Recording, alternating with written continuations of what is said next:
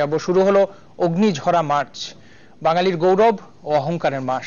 1971 সালের এই মাসেই শুরু হয় মহান স্বাধীনতা যুদ্ধ। 2 মার্চ ঢাকা বিশ্ববিদ্যালয়ে ওড়ানো হয় বাংলাদেশের নতুন পতাকা। 5 দিন পর 7 মার্চ সোহরাওয়ার্দী উদ্যানে ঐতিহাসিক ভাষণে স্বাধীনতার ডাক দেন জাতির জনক বঙ্গবন্ধু শেখ মুজিবুর রহমান। নিরস্ত্র বাঙালি প্রস্তুতি নিতে শুরু করে যুদ্ধের।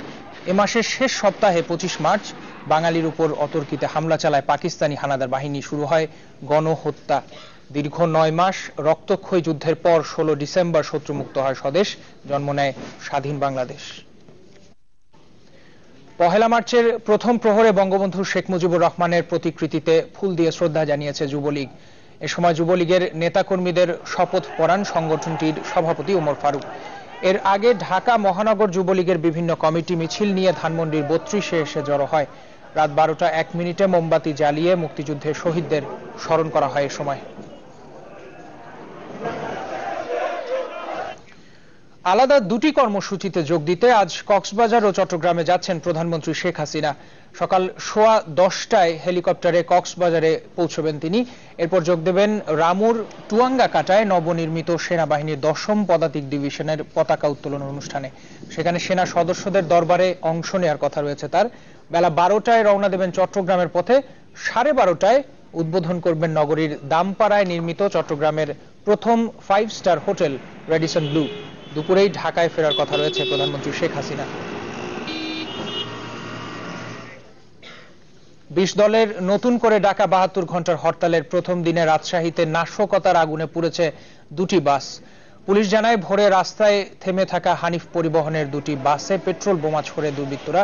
এ সময় স্থানীয়রা ধাওয়া দিলে পালিয়ে যায় তারা। পরে ফায়ার সার্ভিস গিয়ে আগুন নিয়ন্ত্রণে আনে। এছাড়া গেল রাতেও বিভিন্ন স্থানে সহিংসতা হয়েছে। গতকাল সন্ধ্যায় রাজধানীর মৌচাকে দেশ টিভির গাড়ি সহ 3টি যানবাহনে আগুন দেয় দুর্বৃত্তরা। হবিগঞ্জের শাহজি বাজারে পাহাড়িকা ট্রেনে দুর্বৃত্তের পেট্রোল বোমায় মা মেয়ে সহ দগ্ধ হয়েছেন 3 জন।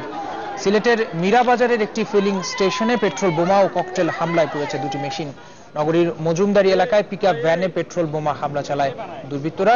লক্ষ্মীপুরের দালাল বাজারে একটি পিকআপ ভ্যানে আগুন দেওয়া হয়। আর ফেনী শহরের SSK সড়কেও বেশ কয়েকটি ককটেল ফাটায় দুর্বৃত্তরা।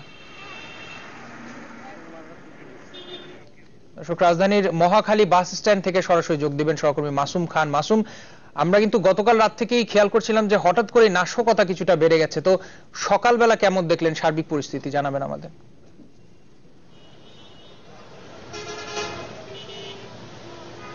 হ্যাঁ রাশেদ, আপনি ঠিকই বলেছেন যে যেহেতু প্রায় 2 মাস হতে চললো হরতাল অবরোধের বিএনপির কর্মসূচি, মাঝে মাঝেই কিন্তু নাশকতাগুলো ঘটছে এবং রাজধানীতে গত বেশ কয়েকদিন যাবৎ কিন্তু পরিস্থিতি অনেকটা স্বাভাবিক হয়ে আসছিল এবং রাজধানীতে প্রচুর গণপরিবহন এবং ব্যক্তিগত পরিবহন এগুলো খুব স্বাভাবিকভাবেই চলাচল করছিল।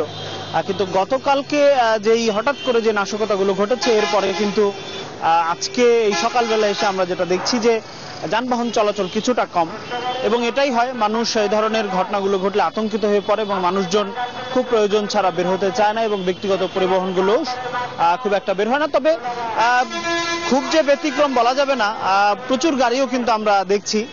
আর সবচেয়ে বড় যে ব্যাপারটি যে দূরপাল্লার যানবাহন প্রথম বেশ কয়েকদিন কিন্তু একেবারে বন্ধই ছিল, তো এখন কিন্তু অনেকটাই যানবাহন চলাচল করছে। তবে হরতাল অবরোধ ছাড়া যে পরিমাণ যানবাহন চলাচল করে এখন কিন্তু ব্যাপারটা সেরকম নয়। অন্যান্য দিন যা চলতো তার চাইতে অনেক কম চলে, তবে কিছু যানবাহন কিন্তু ছেড়ে যাচ্ছে। আর সবচাইতে যে বড় ব্যাপারটি যে রাতের বেলা এবং খুব ভোরে কিন্তু যানবাহন চলাচলে এক ধরনের আতঙ্ক তাদের মাঝে কাজ করে। এবং আরো একটি ব্যাপার, গতকালকে রাজশাহীতে একটি দূরপাল্লার যানবাহনে অগ্নিসংযোগ করা হয়েছে। এর ফলে যেটা হচ্ছে যে দূরপাল্লার যানবাহন যারা পরিচালনা করেন তারাও কিন্তু এক ধরনের আতঙ্কের মধ্যে থাকেন এবং যাত্রীদের মধ্যে তো আতঙ্ক থাকেই। এই কারণে দূরপাল্লার যানবাহন যদিও চলছে সেটা কিন্তু একেবারে স্বাভাবিক না এবং স্বাভাবিকভাবে যানবাহন চলাচল করছে বা দূরপাল্লার যান চলছে এই বিষয়টিও কিন্তু রাশেদ বলা যাবে না। রাশেদ, ধন্যবাদ আপনাকে। সহকর্মী মাসুম খান রাজধানী মহাখালী বাস স্ট্যান্ড থেকে যোগ দিয়েছিলেন।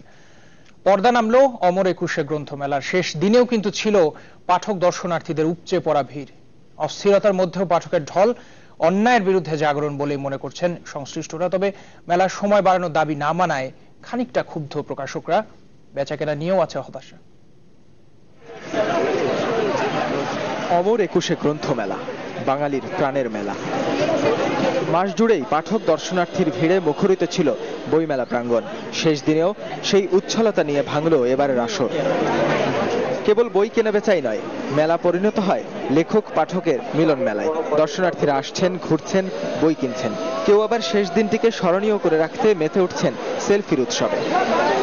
চলমান অস্থিরতায় বেচাকেনায় খানিকটা মন্দাভাব ছিল মত প্রকাশকদের, তাই দাবি ছিল মেলার সময় বাড়ানোর।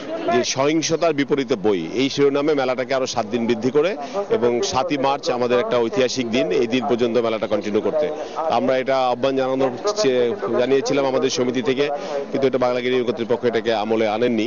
এই মুহূর্তে বাড়াতে গেলে অনেকগুলো বিষয় চলে আসে। বাংলা একাডেমি শুধু না, সংশ্লিষ্ট প্রায় 1000-এর বেশি সদস্য এখানে কাজ করছেন। সবকিছুই মানে শুরুর আগে যদি এরকম পরিকল্পনা থাকতো তাহলে হয়তো এমন অবস্থায় বা আজকের অবস্থায় কিন্তু সেটা সম্ভব হয় না। বাংলাদেশের মানুষ ভাষা শহীদদের প্রতি শ্রদ্ধাশীল, লেখক শিল্পীদের প্রতি শ্রদ্ধাশীল এবং মুক্তিযুদ্ধের চেতনায় বিশ্বাসী। সেই কারণেই কিন্তু তারা মেলাতে এসছে। তারা হরতাল অবরোধ কোনো কিছু পরোয়া করেনি। এটা হচ্ছে একটা জাগরণ। মানুষ এই অস্থিরতাটাকে জাগরণ হিসেবে কাটিয়ে দিয়েছেন। মানে এই অস্থিরতা যে আমাদের মধ্যে, এটা আর এখন কাজ করছে না। এই অস্থিরতার মধ্যেও মেলা সফল বলে মনে করছেন বাংলা একাডেমির মহাপরিচালক। আমরা একটি নান্দনিক মেলা উপহার দিয়ে চেয়েছিলাম জাতিকে। সেটাও আমি মনে করি যে প্রায় 99% আমরা সফল হয়েছি। কিছু কিছু ত্রুটি আছে, আগামী বছরের মেলার বিন্যাসগত পরিবর্তনের মাধ্যমে সেই ঘাটতিগুলো পূরণ করার চেষ্টা করা হবে। তবে বৃহস্পতিবার মেলার অদূরেই অভিজিৎ রায়ের খুনের ঘটনায় একটু হলেও ফিকে হয়েছে মেলার রং। বইপ্রেমীদের প্রত্যাশা, নিরাপদেই হবে আগামী বইমেলা, নিরাপদে থাকবে প্রিয় বাংলাদেশ। নাহিদ হোসেন, চ্যানেল 24, ঢাকা।